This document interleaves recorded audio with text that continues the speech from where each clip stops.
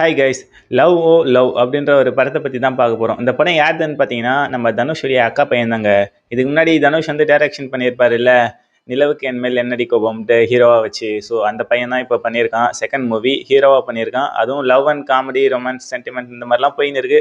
So இது எப்படி இருக்குது அப்படின்ட்டு பார்த்துடலாமா? இந்த படத்தில் கேஎஸ் ரவிக்குமார் அப்புறம் நம்ம செல்வராகவன் இவங்க ரெண்டு பெரிய லெஜெண்டான டைரக்டருங்க வந்து நடிச்சிருக்காங்க.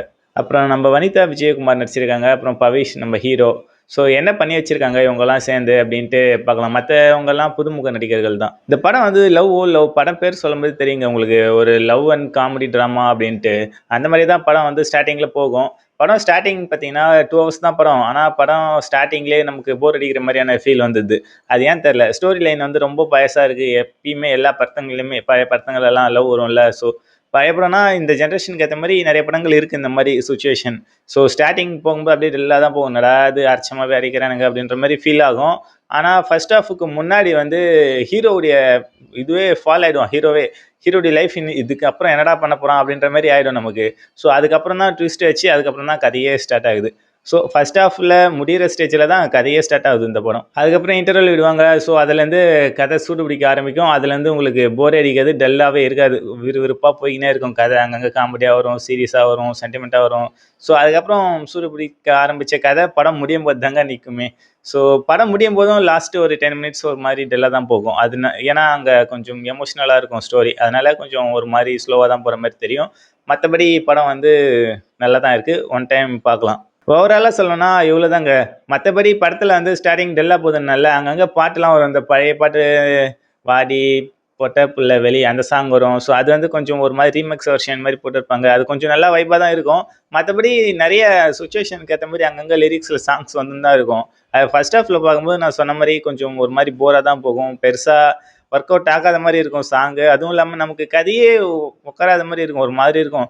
திடீர்னு என்னென்னவோ பண்ணுவாங்க. அவங்க இஷ்டத்துக்கும் எங்கேயோ போகும், எங்கேயோ வரும். ஆனால் அந்த செகண்ட் ஹாஃபுக்கு முன்னாடியிலேருந்து இன்டர்வலுக்கு முன்னாடியிலேருந்து பயங்கரமாக ஸ்டார்ட் ஆகி அப்போ தான் ஹீரோ வந்து ரொம்ப கஷ்டப்பட்டு இருப்பான். ஃபர்ஸ்ட் ஹாஃப் ஃபுல்லாக ஹீரோயினி வந்து ஹீரோவை கஷ்டப்படுத்தின்னு இருப்பாள்.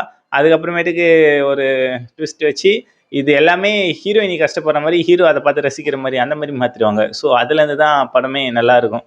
இதில் ஃபைட் சீன் பார்த்தீங்கன்னா 2-3 ஃபைட் இருக்குது. ஆனால் பெருசாக இல்லை.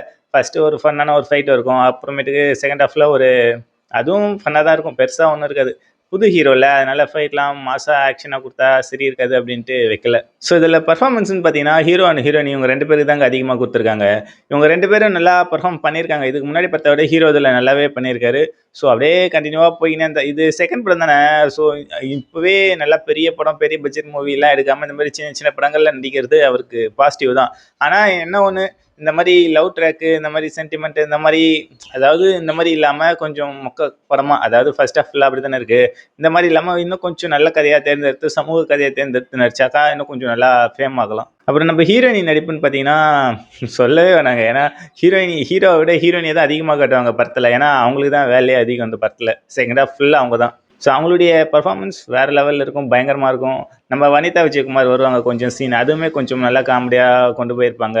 அப்புறம் நம்ம செல்வராகவனுடைய கேரக்டர் செம்ம ஃபன்னான கேரக்டர், கொஞ்சம் செம்மையாக இருக்கும். அவர் கேரக்டர் கொஞ்சம் மாசாக பில்டப்பாக கொடுத்துருப்பாங்க, ஒரு போலீஸ் கேரக்டராக.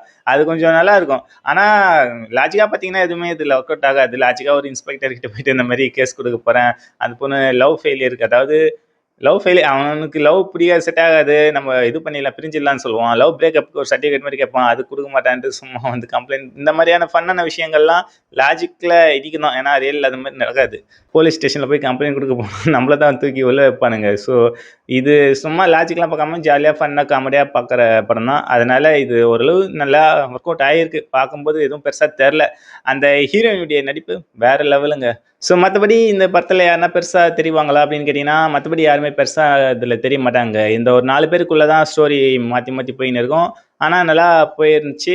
ஓரளவுக்கு இந்த ஃபர்ஸ்ட் ஹாஃபில் மட்டும் கொஞ்சம் போராக போகும். எப்போவுமே படம் ஸ்டார்டிங்கில் தான் நல்லா வேகமாக போகும் எல்லா படமும். ஆனால் இந்த படம் வந்து ஃபஸ்ட்டு ஸ்டார்டிங்கே ஸ்லோவாக போகுது. செகண்ட் ஹாஃப்லேருந்து தான் படமே சூடு பிடிக்க ஆரம்பிக்குது. அதுக்கப்புறம் தான் வேகமாக விறுவிறுன்னு போகுது. ஸோ அந்த இது வந்து ஃபர்ஸ்ட் ஹாஃபில் வைக்க முடியுமான்னு கேட்டால் ஆமாம், அந்த வேகத்தில் வைக்க முடியாது. ஏன்னா கதையே அப்படி தான் இருக்குது. ஸோ அதனால் உங்களுக்கு ஃபஸ்ட்டு பார்க்கும்போது போர் அடிக்கும். அமேசான் பிரைமில் இருக்குது, போய் பாருங்கள் கண்டிப்பாக. ஏன்னா நல்ல படம் தான், நல்ல ஃபன்னான படம் தான். ஆனால் ஃபர்ஸ்ட் ஹாஃப் பார்த்துட்டு போர் அடிக்குது, செட் ஆகாது அப்படின்ட்டு மாற்றிட்டுலாம் போயிடாதீங்க, க்ளோஸ் பண்ணிட்டு வந்துடாதீங்க.